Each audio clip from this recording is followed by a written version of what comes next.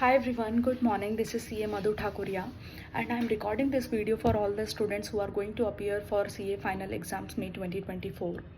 And this is a reminder call. I post these daily reminder calls to everyone that you should start practicing question papers from today. If you have started, very nice. If you have not, do it from today. 15 दिन बचे हैं exams को. Remember, वहाँ पर oral exam नहीं है आपका. This is not a viva paper. लिख करके आना है. एंड इफ़ यू फील कुछ याद नहीं आ रहा है, कुछ रिकॉल नहीं हो रहा है, इट्स बिकॉज आप लिख नहीं रहे हो.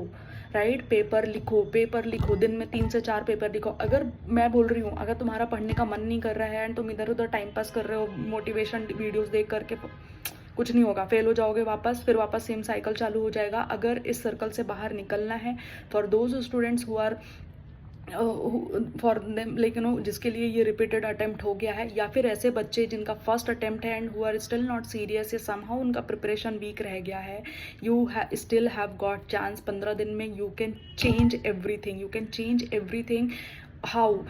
जितने भी papers you have targeted, 4 paper देना है, 1 ग्रुप देना है, 8 पेपर देना है, वॉट एवर 8 पेपर देना है, तो मतलब बहुत अलग लेवल का प्रिपरेशन होगा. उसके लिए you don't need videos like this. But अगर 4 पेपर दे रहे हो और उसके बाद भी अच्छे से प्रिपरेशन नहीं है, तो जिस भी सब्जेक्ट में वीक फील हो रहा है, स्टार्ट राइटिंग क्वेश्चन पेपर्स. और वीक फील होने वाली बात नहीं है. जितने भी पेपर अटेम्प्ट करने वाले हो, उसके 15 दिन बाकी है ना. 15 दिन मतलब अभी तो हर जगह 3-3 पेपर्स ही हो गए ना ग्रुप में. तो मतलब कितने 5-5 पेपर लिख सकते हो. लाइक 5 पेपर लिखो एक सब्जेक्ट का, फिर उसके बाद 5 पेपर लिखो दूसरे सब्जेक्ट का, फिर 5 पेपर लिखो तीसरे सब्जेक्ट का.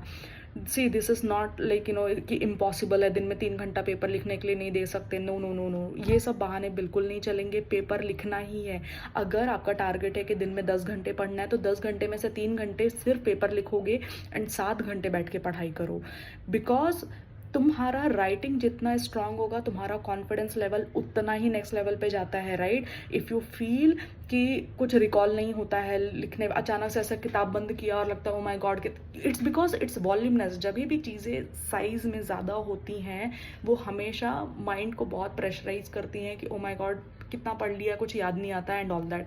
वो किसी के भी साथ में होता है, सबके साथ में होता है. एंड हर कोई जो आपको गाइड कर रहा होगा ना, आज यही बोलता है. लेकिन उसको कैसे क्रैक करना है वो बताने के लिए लोग दुनिया भर का ज्ञान बताते हैं. दुनिया भर का ज्ञान नहीं चाहिए, सिर्फ राइटिंग प्रैक्टिस चाहिए.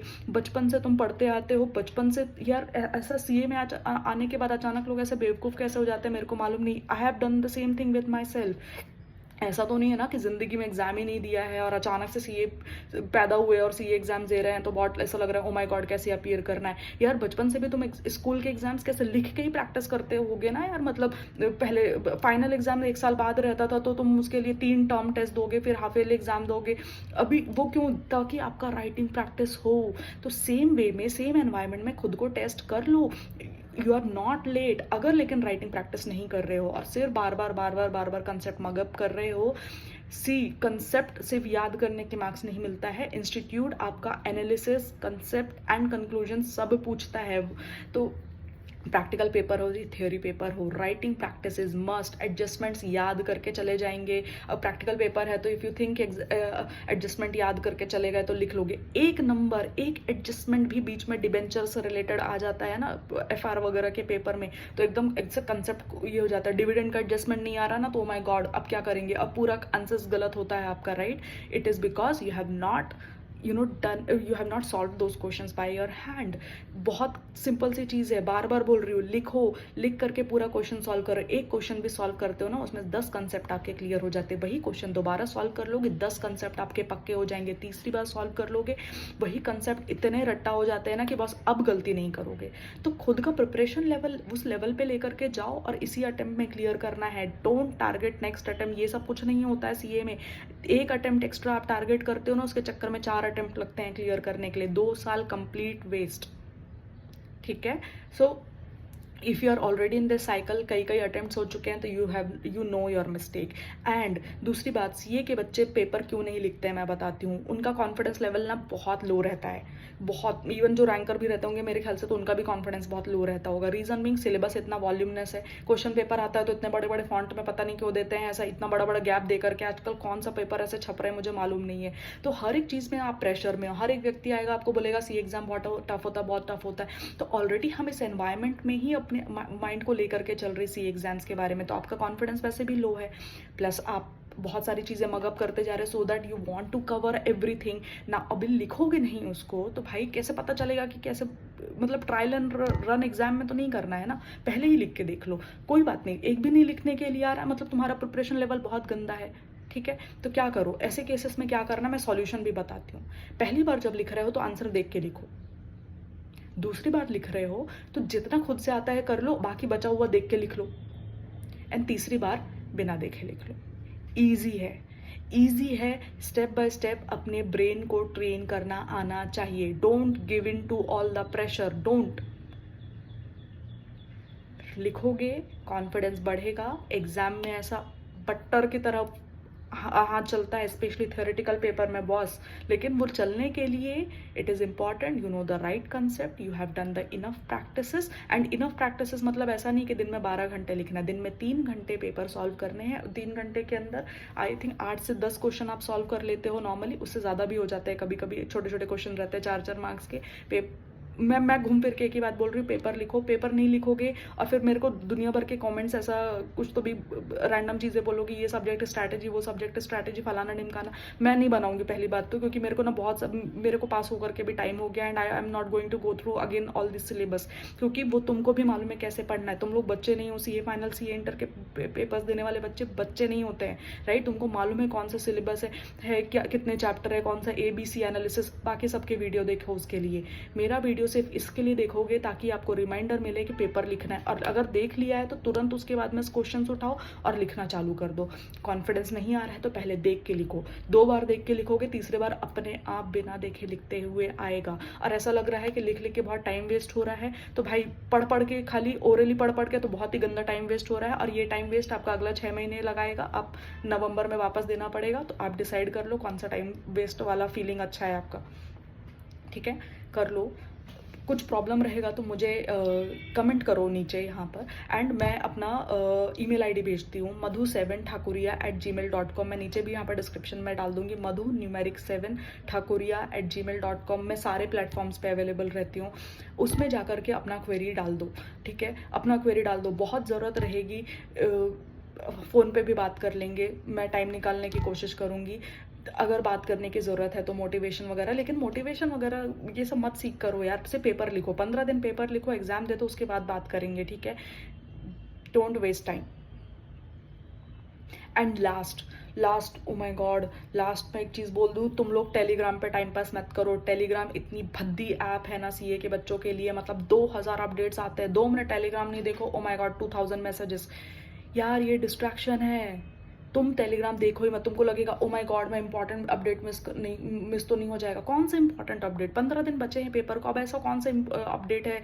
Unless and until paper cancel होने वाले हैं, उसके अलावा कोई इंपॉर्टेंट अपडेट नहीं है आपके लिए, ठीक है। लास्ट मोमेंट पे इंस्टीट्यूट सिलेबस तो चेंज नहीं कर रहा है। और हमेशा याद रखो, अमेंडमेंट के चक्कर में कोर पढ़ना बंद नहीं करना है। अमेंडमेंट्स अपनी जगह होते हैं, लेकिन कोर्स चैप्टर भी आते हैं क्या आपको, टैक्स रेट भी याद हो गए हैं क्या अभी तक। कोर तो पहले समझ लो, उसके बाद अमेंडमेंट पढ़ लेना, ठीक है। फालतू की चीज़ों की वजह से कि ओ माय गॉड अमेंडमेंट आ गए, 10 नंबर के अमेंडमेंट्स आ सकते हैं, 20 नंबर के अमेंडमेंट आ सकते हैं, तो उसके चक्कर में बाकी सब 80 नंबर पढ़ाई नहीं है। क्यों? क्योंकि सिर्फ अमेंडमेंट ही पढ़ रहे थे, इधर से डाउनलोड कर रहे, उधर से डाउनलोड कर रहे, यूट्यूब पे जा रहे, वो सब नॉनसेंस है। पहले कोर आना चाहिए, हमेशा फाउंडेशन आपका क्लियर होना चाहिए, फिर अमेंडमेंट ये वो फैंसी चीज़ें, कॉस्मेटिक चीज़ें काम आती हैं लाइफ में, ठीक है। मैंने एक साथ बहुत सारी एडवाइसेस दे दी हैं आपको, क्योंकि ये मिस्टेक्स मैं करती थी। एंड मैं दुनिया से मैं कोई एक्स्ट्रॉर्डनरी गधा इंसान तो हूँ नहीं कि मैं ही अकेले मिस्टेक कर रही होंगी। आई एम श्योर आप लोग भी बहुत ज़्यादा ये मिस्टेक कर रहे होंगे।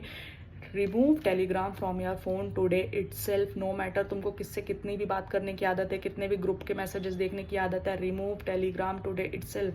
There is no update that is more important than the update given by the ICAI। First Telegram remove करना है, सेकेंड अमेंडमेंट्स फलाना ढिमकाना, ये अपडेट वो अपडेट, उसके ऊपर फोकस नहीं करके पहले अपना कोर, अपने किताब खोल करके चैप्टर्स कंप्लीट करो। थर्ड, पेपर लिखो। जहाँ लग रहा है कॉन्फिडेंस नहीं आ रहा है, रोना आ रहा है, सिलेबस कंप्लीट नहीं हुआ है, फलाना ढिमकाना, सबका होता है यार। ये 100 नंबर के पेपर के लिए ऐसा लगता है कि 1000 नंबर का कंसेप्ट पढ़ना पड़ रहा है, राइट। पेपर लिखोगे ना तो कम से कम 50 नंबर का भी पढ़ा है ना, 50 नंबर का प्रॉपरली आंसर करोगे। और प्रॉपरली आंसर करोगे तो ऐसे पागल है क्या मार्क्स नहीं देगा? हाँ, 1-2 बच्चों के साथ गलत होता होगा, आई डेफिनेटली से कि 1% के साथ में कुछ तो चोट होती है, लेकिन 99% बच्चे अगर सही लिख रहे हैं तो वो पास भी हो रहे हैं यार। मैं खुद चार्टर्ड अकाउंटेंट बनी हूँ, ठीक है। जो पढ़ रहे हो सही पढ़ना बहुत ज़रूरी है। सही पढ़ने से ज़्यादा सही रिप्रेजेंट करना आईसीआई के सामने बहुत ज़रूरी है। Your paper checkers are institute के members, they are chartered accountant, they most of them are practising chartered accountant. उनको ऐसा नहीं ज्ञान नहीं, अचानक सीए पढ़ गए, पढ़ने के पास हो गए तो उसके बाद सब भूल गए, ऐसा कुछ नहीं होता है, राइट।